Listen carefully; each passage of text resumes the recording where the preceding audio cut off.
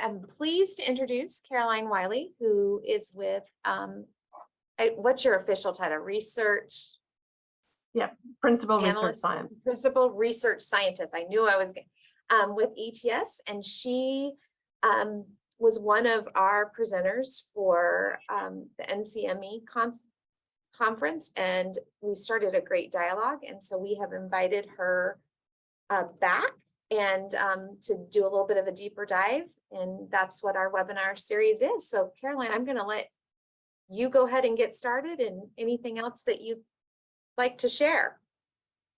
Okay, well, I will share my screen and then just jiggle things around so that I can try to see the chat as well. And so I can help you monitor the chat as well. Please do that. So yeah, it was great to be part of the group that was presenting at NCME for this group, and really thinking about different components of balanced assessment systems. And all of us that were part of that session were delighted to come back and do a little bit of a deeper dive, because we certainly felt like, gosh, we've had 15 minutes to say everything that we want to say about formative assessment, or everything that we want to say about performance assessment, and that's just not possible. So not that an hour will necessarily get through everything here either, but we'll see how far we go. And I realized, just looking at that title, that seems a very authoritative title. What district assessment leaders need to know about formative assessment. That's very not British of me. Usually I would have a little bit more of a caveat on that. There we go. But here's the goals for the session. And some of these are slides that we did use for the NCME symposium, but hopefully they're worth repeating. But I want to just define what is formative assessment, talk about it briefly as part of a balanced assessment system, dig into an example of practice, and then talk a little bit maybe about how district leaders can then support teacher learning about formative assessment, both learning about it and learning to use it.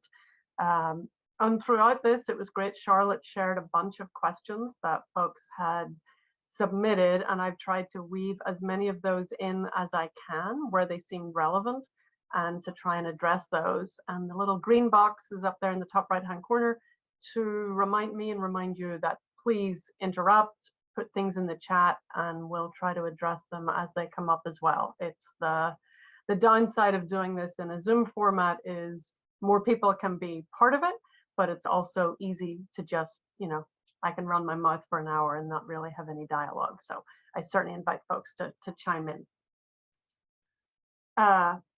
So I'm looking at my screen that has the picture. So there we go.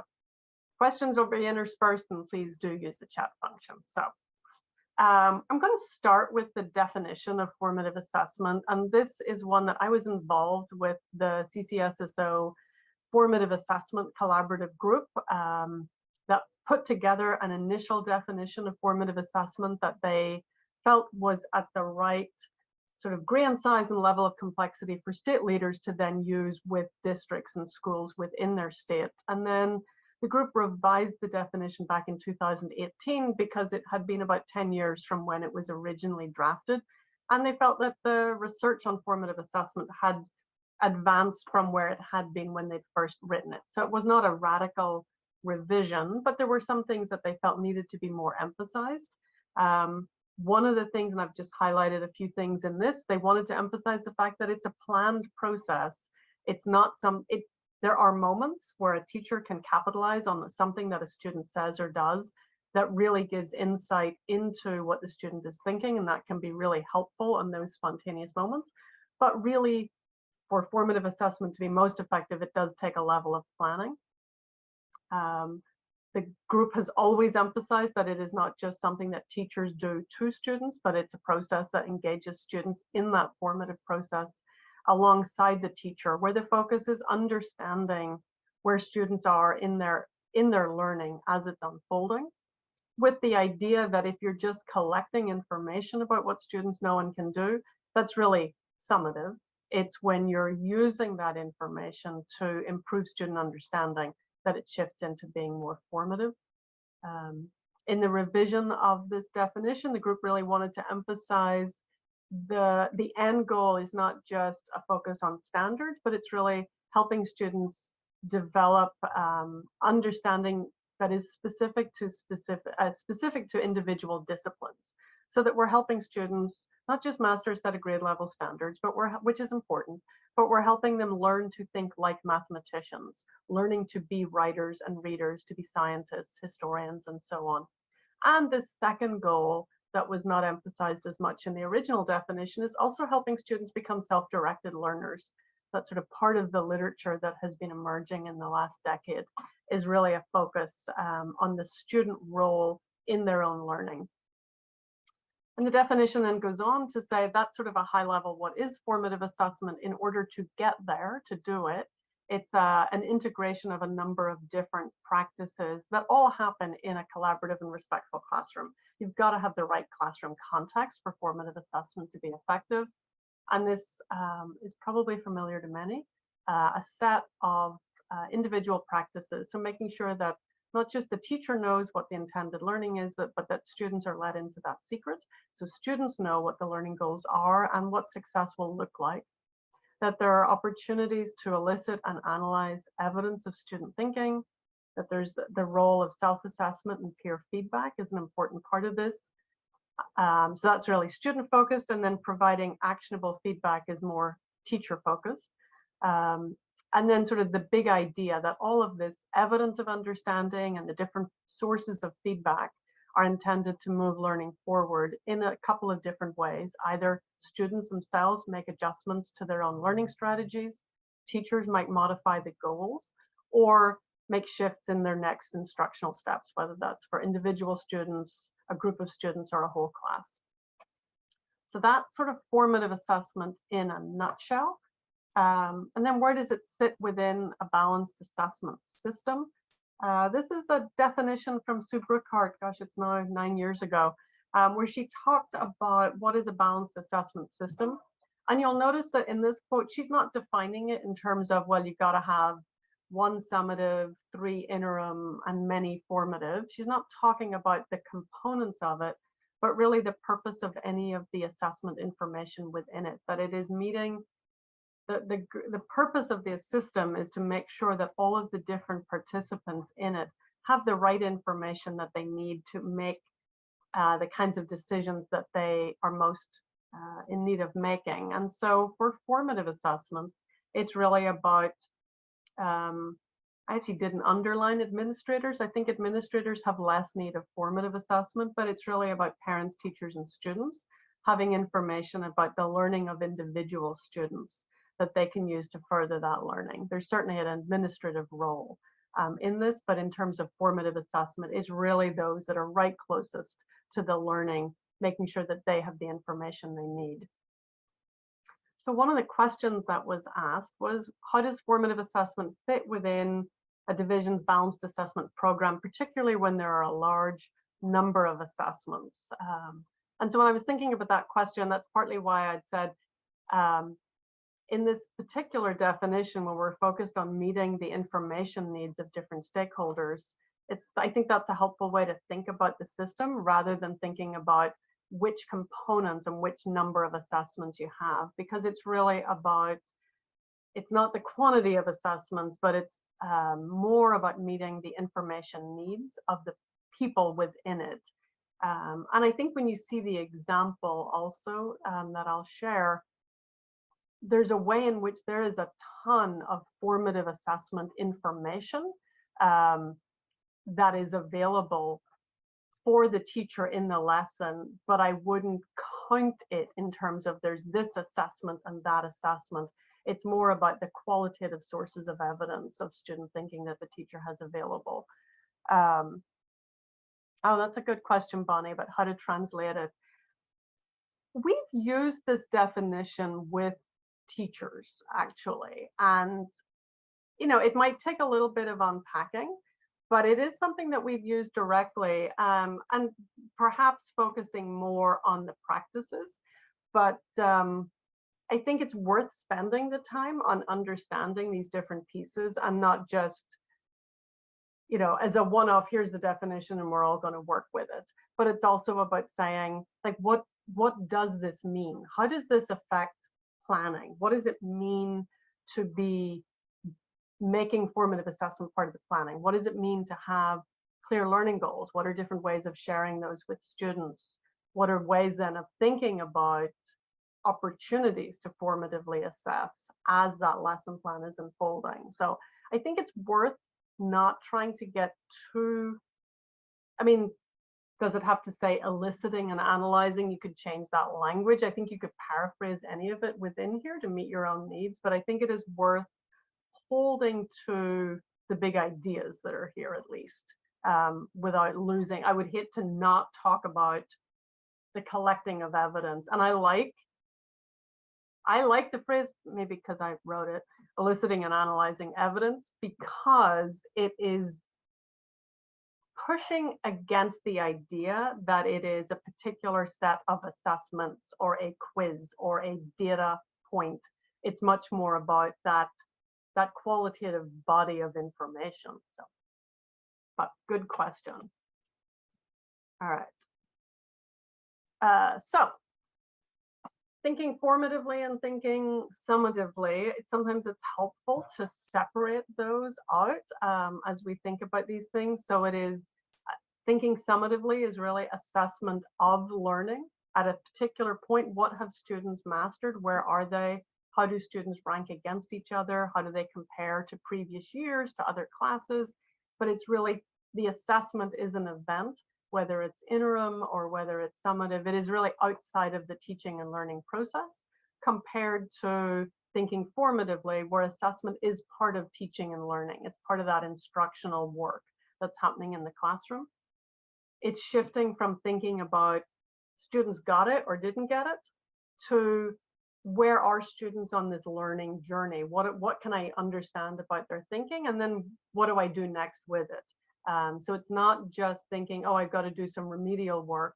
It's more understanding, okay, this is the part that they understand. What's the next part of this journey to help move them along?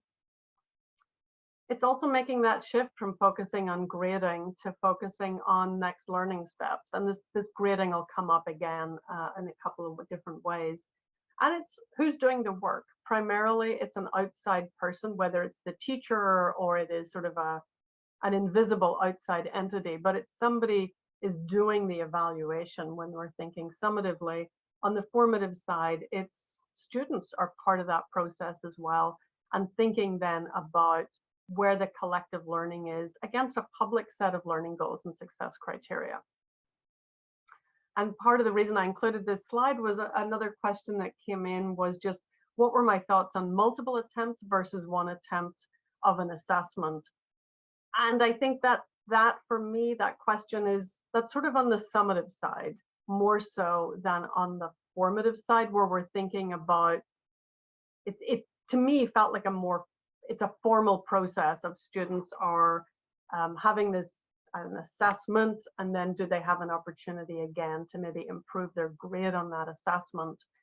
On the formative piece, it's thinking in terms of, did the student demonstrate what it is that they understood, and maybe can they revise it if they got feedback from the peer, if they got feedback from the teacher, if they reflected on their own progress against a set of criteria, maybe they can, in the light of that information, they're able to make a revision. And so the students are also thinking of work as an evolution of work rather than a performance in a single point in time. So that was sort of, oh, there we go. I keep looking at this screen because I've got my notes on it, but then I forget to do the bringing forward for the animations. And I'm not going to say much more about sort of the larger assessment system in order to get into this example, but this is a helpful, I think, representation of an assessment system from Joan Herman and Margaret Heritage. It's getting a little bit dated at this point, but I think it is helpful to think about these different ways in which evidence is available against a set of standards about what a student knows and understands, whether that is what's happening immediately in the classroom in this minute to minute, or perhaps it's day to day in the classroom as learning's unfolding. There's other kinds of assessments that might be happening at a slightly more regular cadence, say a weekly assessment, and then sort of moving further out to unit, quarterly, and annual.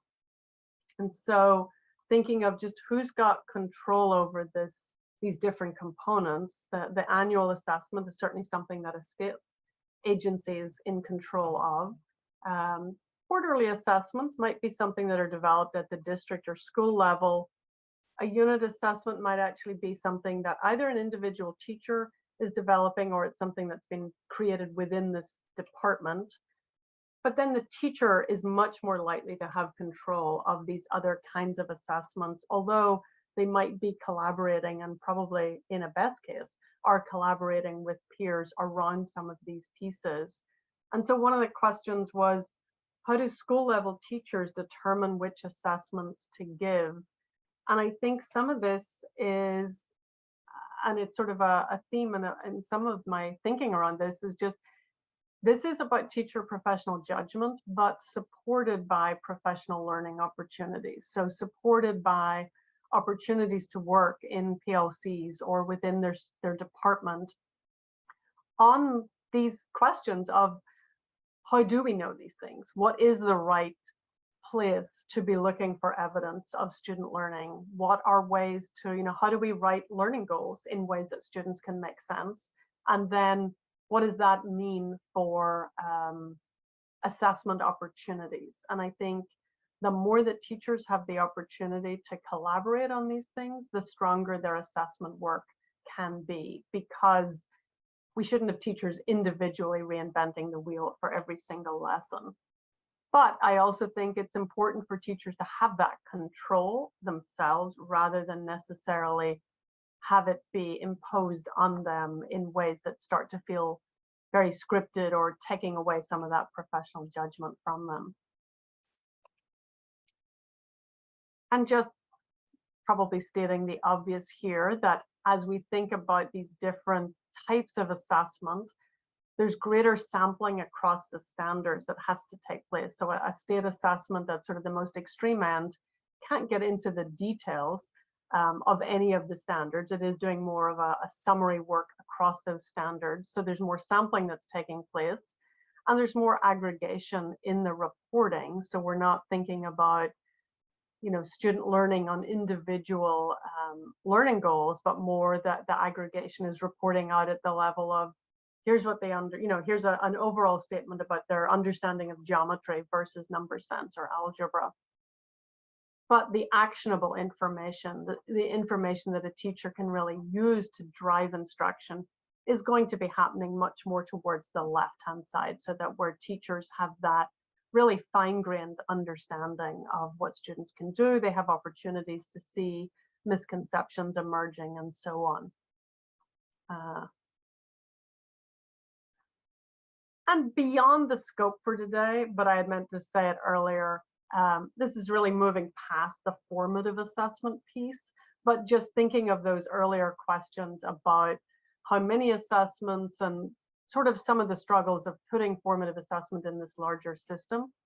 I think it's really helpful to think about assessment audits at the grade level or subject level for schools, because I think one of the, it's pre-COVID now at this point, but some work that I was doing with school principals around an assessment system project, a principal said to us, our teachers are suffering from the drip syndrome, that they are data rich but information poor. There's no shortage of assessment information for teachers.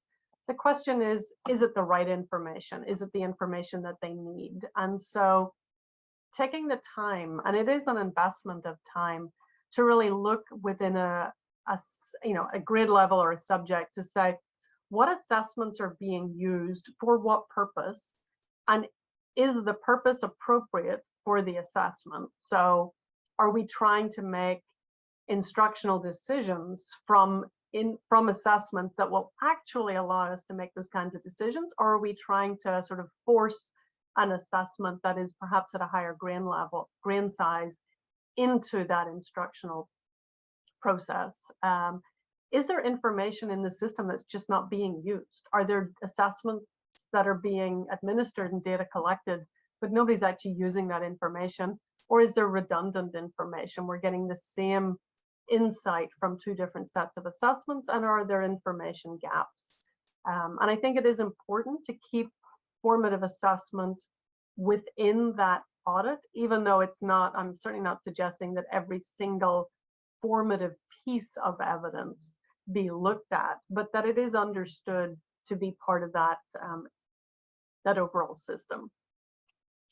So that's all I'm going to say there. So I want to look at a particular example, and this was a classroom that I had an opportunity to see out in California. It was a first and second grade class. It had a lot of English learners in this class, and they had been working on decomposing and composing 2- and 3-digit numbers.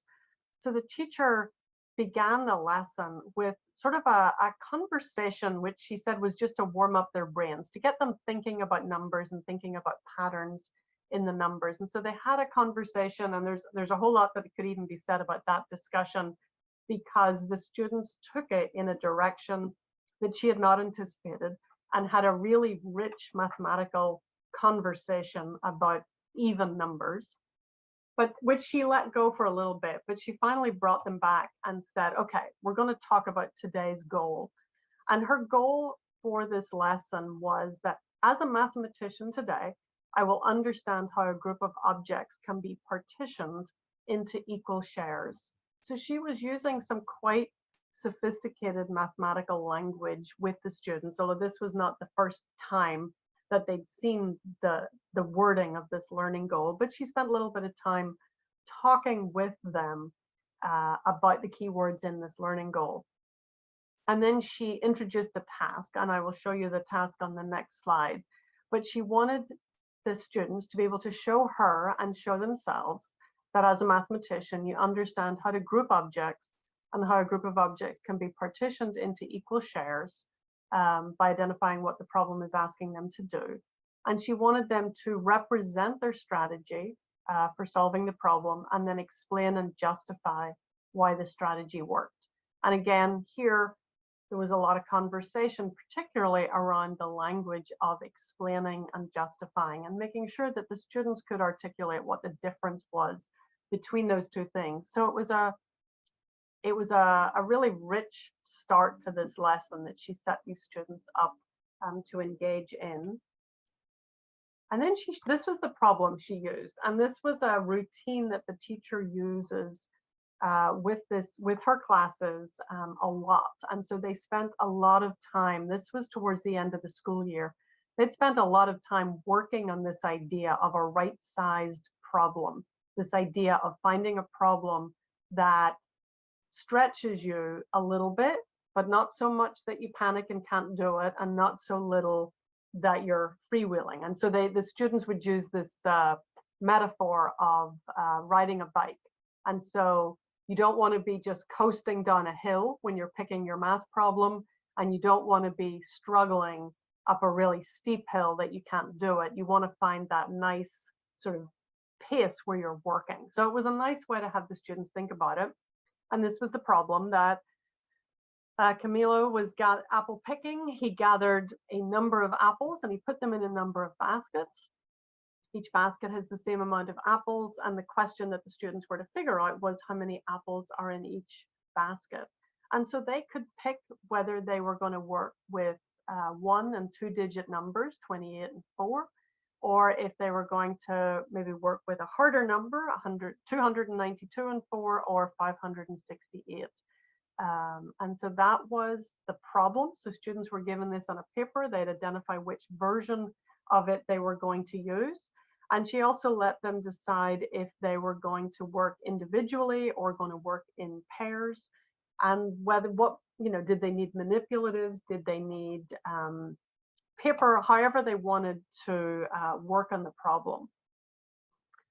And for most of the rest of the lesson, the teacher then listened in on these discussions, and she took notes by students. She actually had not a check sheet, but she had a class roster, and she was looking for specific things from the students. So she had thought ahead of time about what she would be looking for. She wanted to see which students needed to use manipulatives. She was interested in which students didn't need the concrete manipulative, but could draw a diagram to represent their problem.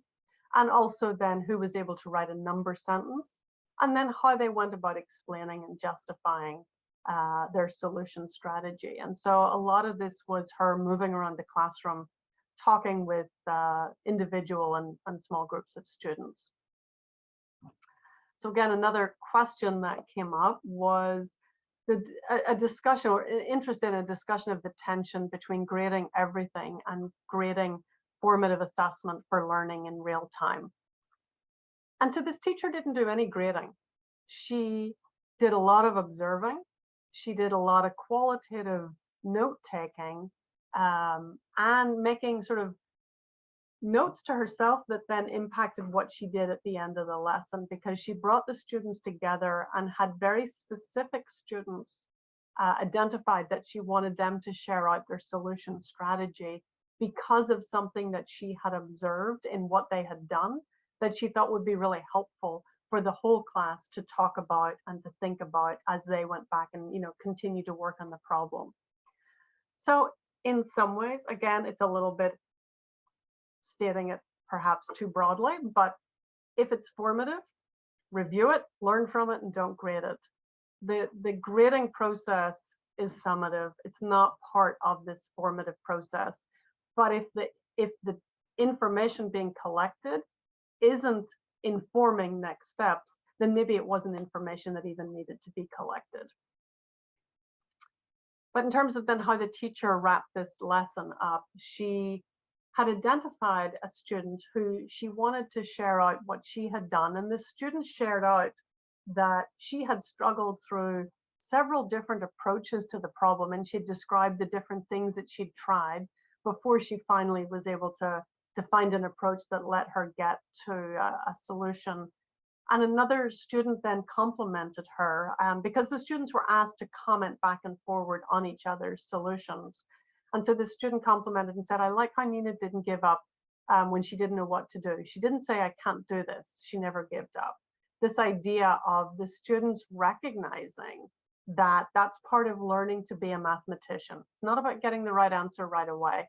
It is this learning process. And I think that the way in which the teacher incorporated formative assessment observations, formative assessment conversations into the class really helped with that, along with her reinforcement of what the students said, this idea of a productive struggle, that's part of what we do as mathematicians. And as somebody who, I took math all the way through college, I don't know that I ever thought of myself as a mathematician.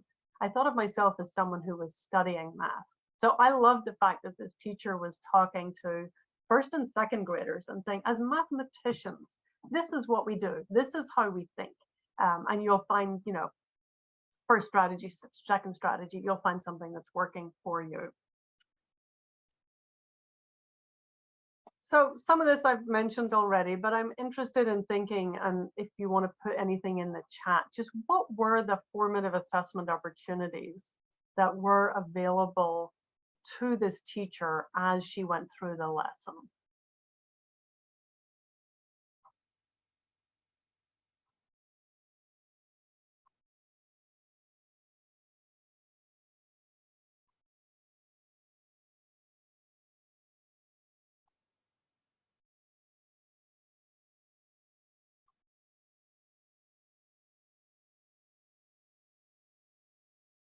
Charlotte's quickest off the typing. So checklist of qualitative note taking, absolutely.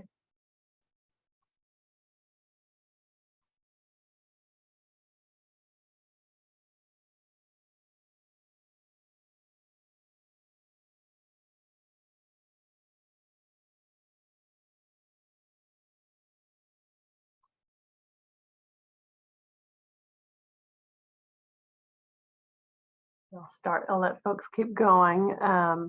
Yep, the different strategies used by the students, and I'll pull up this list as well and say there's probably some alignment of what folks are thinking about. So from the very beginning, the whole class conversation that she had at the beginning, listening to student explanations of key vocabulary words as she was moving through the learning goal, because that was not the first time that they were hearing that.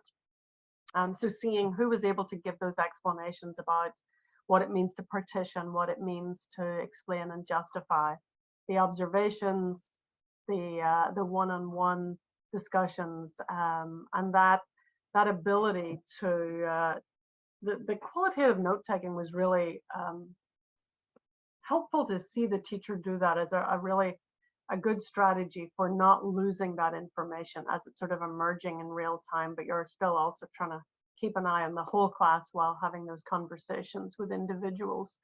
But yeah, the listening to the strategies and giving that I like that, the window into how students feel about both their math skills and their knowledge. So that's great. And just to sort of tie this all back again into the definition, this teacher had a task that she had planned out that would allow for all students to access the mathematics. And she was very aware of which students in her class were English learners, which students needed additional support in terms of vocabulary. So the planning was really evident in this lesson. And again, what does it mean to elicit and use evidence? She really was looking for evidence of what the students said, what they wrote, and what they did, how they used the manipulatives, or how they were able to use a diagram to help them represent the problem. She started with a clear learning goal for the students.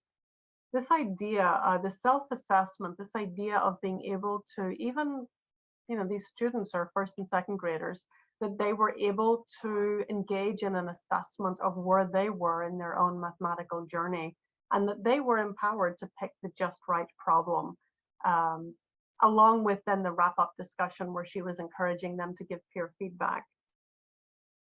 And then sort of this big idea of collecting information in order to do something. And so her observation and the qualitative grading, the qualitative tracking of student learning was enabling her to make some decisions about not just how do I wrap up this lesson, but then where do we go in the next lesson? Do we need to keep working on more problems like this? Do we need to have more conversation about different strategies? Do we need to hear from some students who've been thinking about different kinds of strategies to give students access to that? But she wasn't grading this work. It really was all about informing next steps. So just some thoughts on what can school leaders do?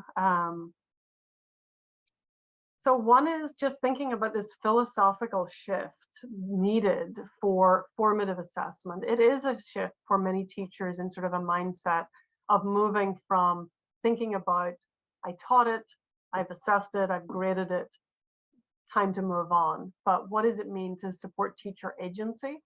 And what are the policy things that can actually hinder teachers feeling like they have agency to spend more time or move more quickly through content according to student needs? And so things like pacing guides can really be supportive for some teachers to help them stay on track over the year, but they also can be limiting if teachers feel like they have to move at a certain pace regardless of how the students in the class are learning. And so I think it's a real gnarly problem to work on at a district level, because it can be it's a challenge. You don't want to sort of have it in the wild west of every teacher in every school doing something wildly different, but finding ways to have enough break points or have enough wiggle room in a schedule, I think, is really important.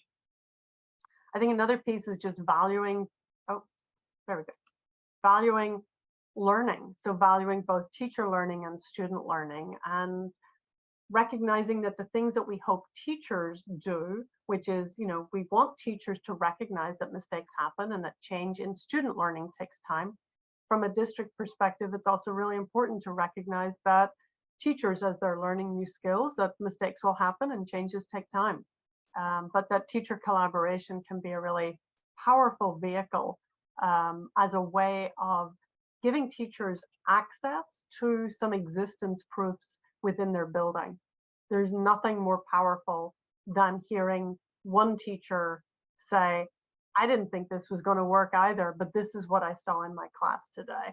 and sometimes having the folks that are perhaps a little reticent to try some ideas because they are worried about giving up control, or there's various things that they're nervous about in terms of trying out formative assessment. And hearing from a colleague who's seen some early success can be really powerful.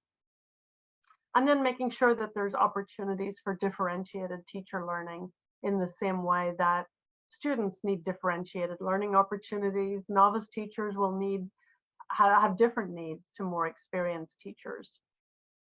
And then protecting time for teacher learning. I think that's a really critical thing. And, you know, at a time of year or time of schooling in this post-COVID place that we're in, certainly I know that the demands on teachers and the teacher shortages make these kinds of things much easier for me to say than the sort of practical reality, knowing that so many schools are facing real shortages of teachers. Oh, sorry, forgot to bring that one up, and the teacher learning. And then this was a question, was how do you build buy-in and traction across 100+ buildings? And I read that question, I'm like, well, I don't know. This is way out of my, this is, you know, we're starting to really push beyond where I have had experience. So, you know, in some ways, this is a place for folks here to chime in and talk to each other as much as me. I put a few things on the next slide, but this is hard.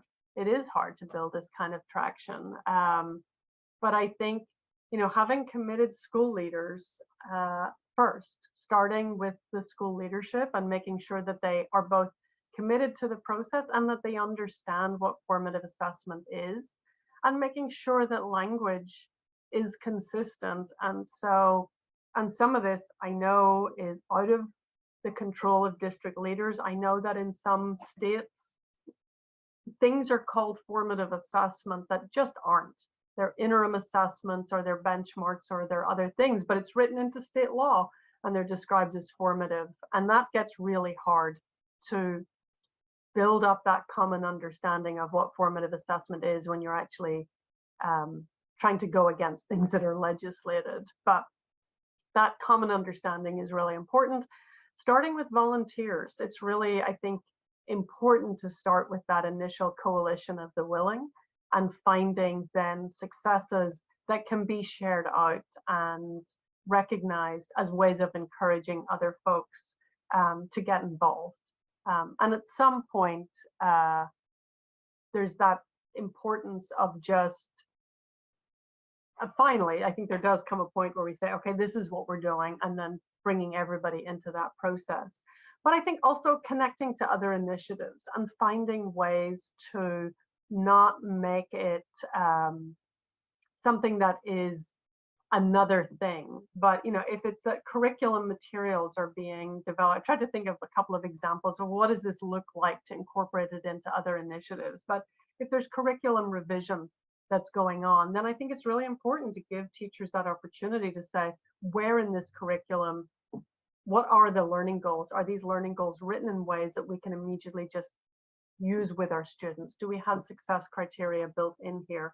Are there places where we want to encourage us all to think about using peer feedback? Or are there exit tickets that we can create so that we've some of the work, the formative planning work is done ahead of time? And also, you know, another topic that's coming up a lot is social emotional learning. And there's a lot of focus happening across districts on that as a topic. And in some cases, the SEL work is done, you know, Tuesday afternoon, we go off and we do our SEL work. In other places, it's being integrated into all instruction. And so, you know, I think there's a lot of overlap between having students understand their learning goals, engaging in self-assessment and peer feedback, to the kinds of skills about helping students be resilient learners, helping them develop self-efficacy, and that formative assessment can help with some of those practices.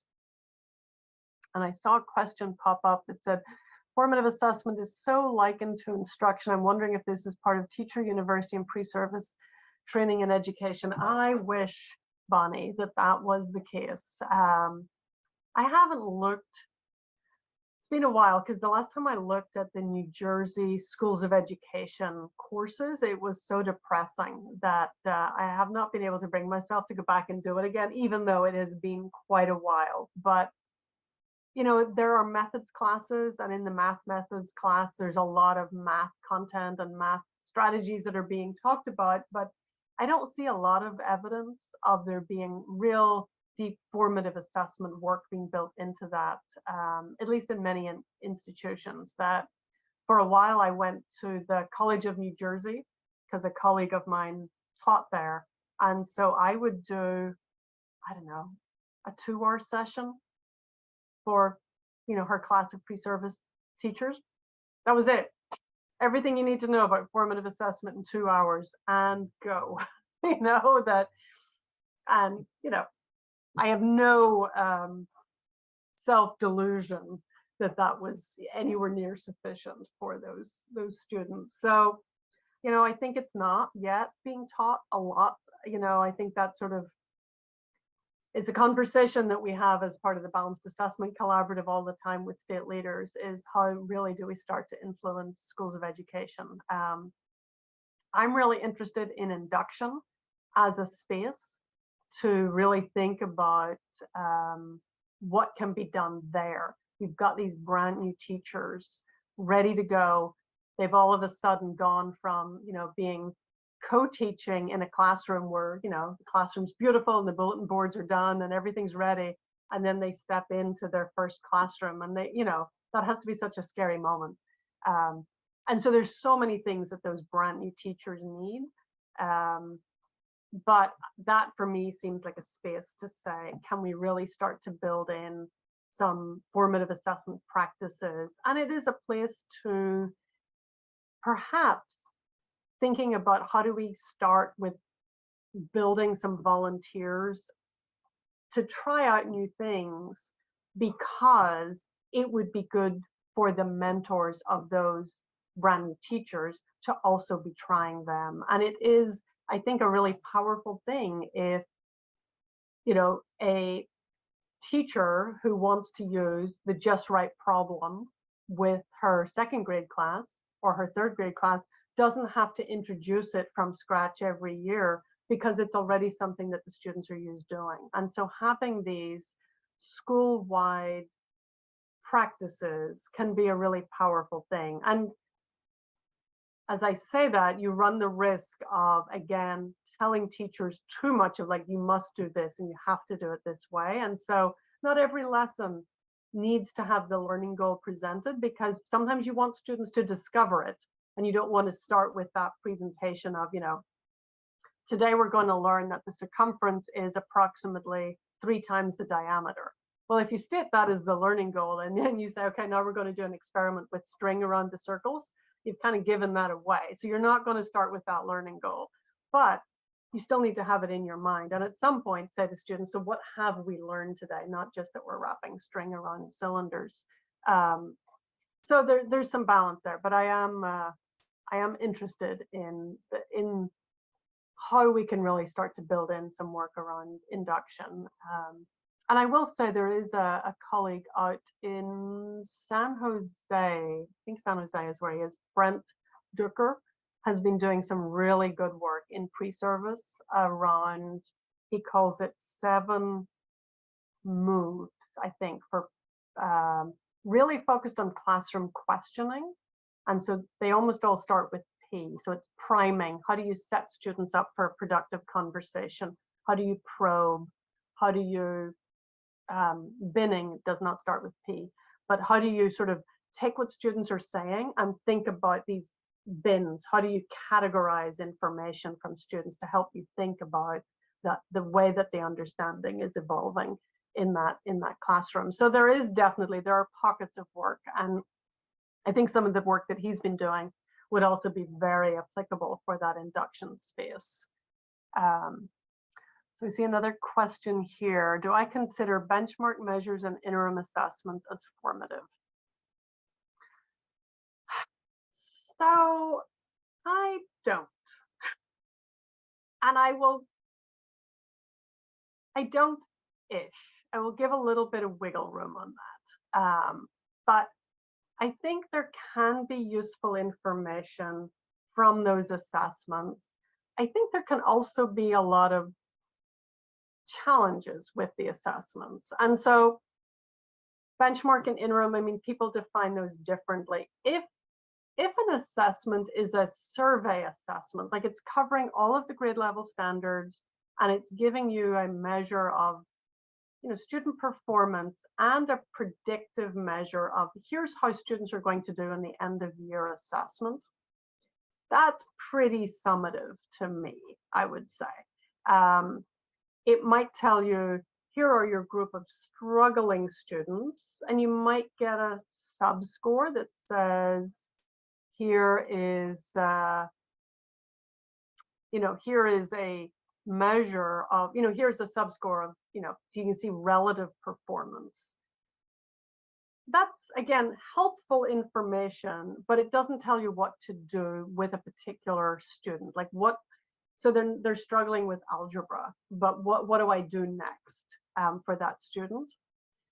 For something that is perhaps a little finer grained and you're getting maybe item level data, again, that can be helpful, but in fact, one of the problems is you still, with the interim assessment, if you want teachers to really use it, we've created work for them so that they've got to go into that data set, they've got to look at the item level information, they've got to decide, is this information, like, is this from a unit that I taught 6 weeks ago? And if so, what do I do with that now that we've left that unit and now I see that students are still struggling? Do I go back? Do I remediate? Do I look for a unit that's coming up where in fact I can work these ideas back in again? I think it's a challenge to figure out how to use the information in a timely way. So if we can have teachers spend more time while the learning is unfolding and discovering which students are struggling or not struggling, then there's that opportunity to actually address the learning needs right there and then, rather than sort of later on down the road. So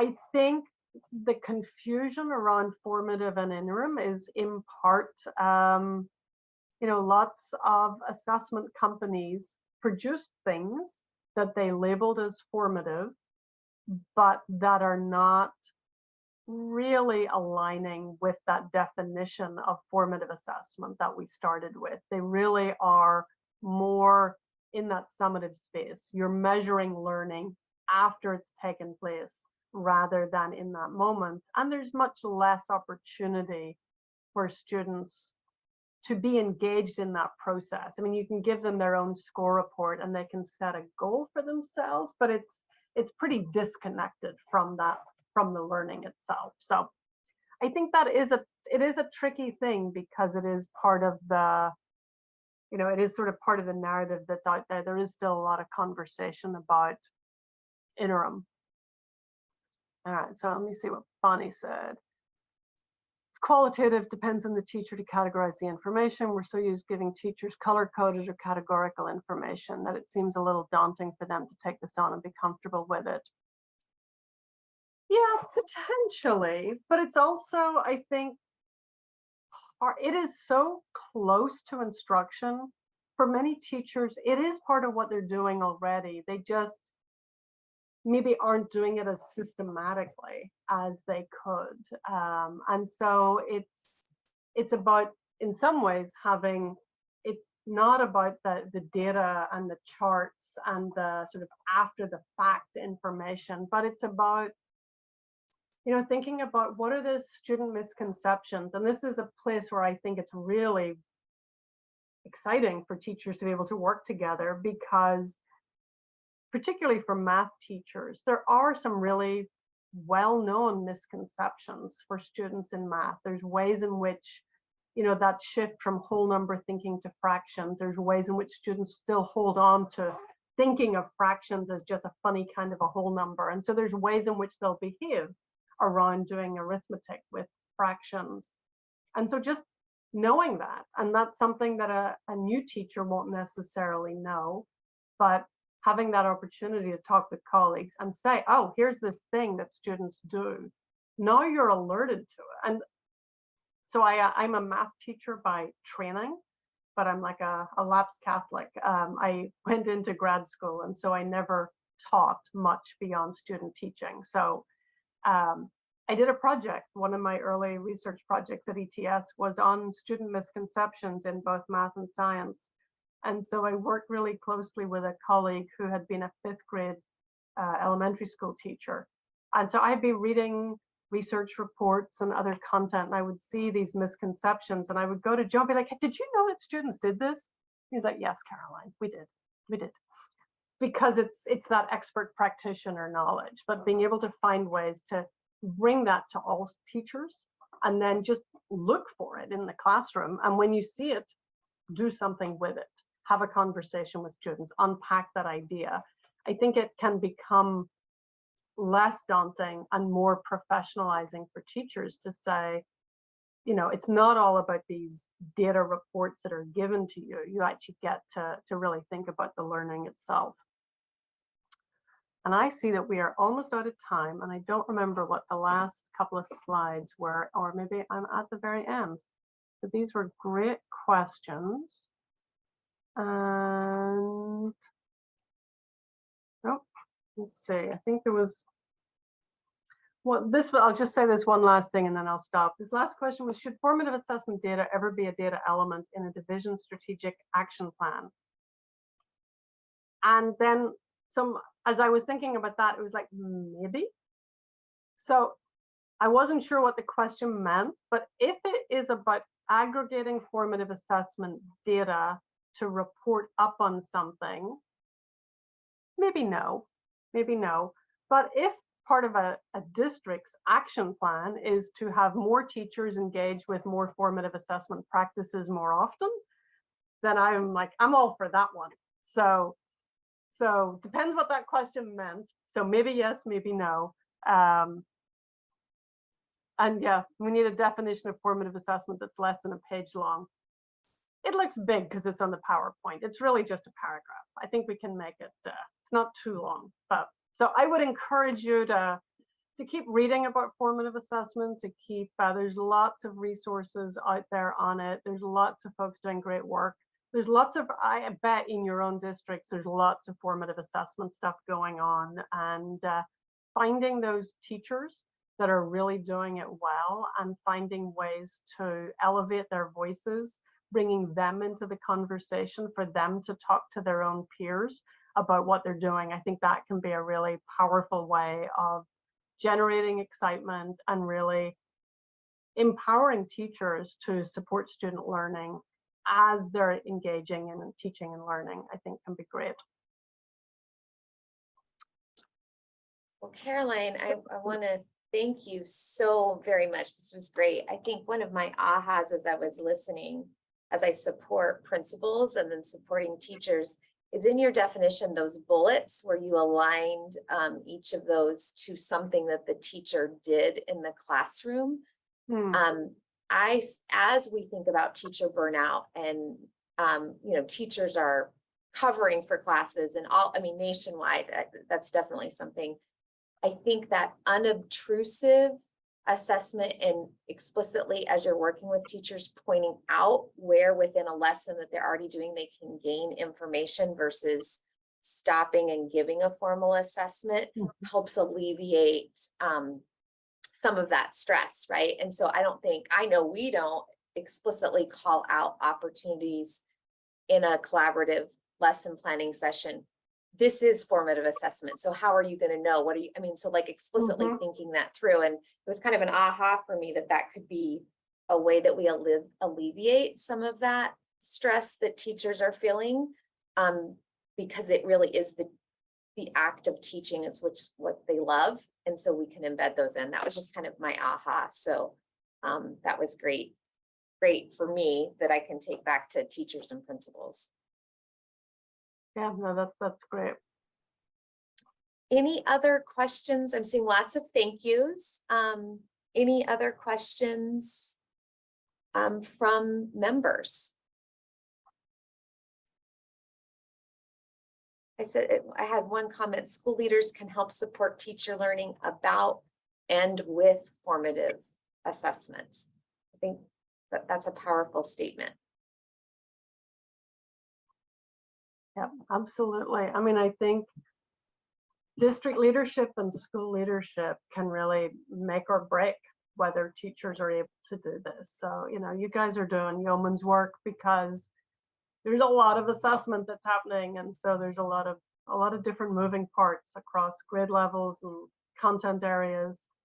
But I'm really excited that you're interested in formative assessment. So I really appreciate the chance to be here today. So thank you. Absolutely. Thank you so much. It is 11 o'clock and I know people are taking their lunch hours to be here. And again, appreciate, Caroline, your time and energy. And I know this conversation continues as we really think about assessment for learning versus assessment of learning. So, Great. okay. Bye, See you all everybody. later. Bye. Nice to see all your faces.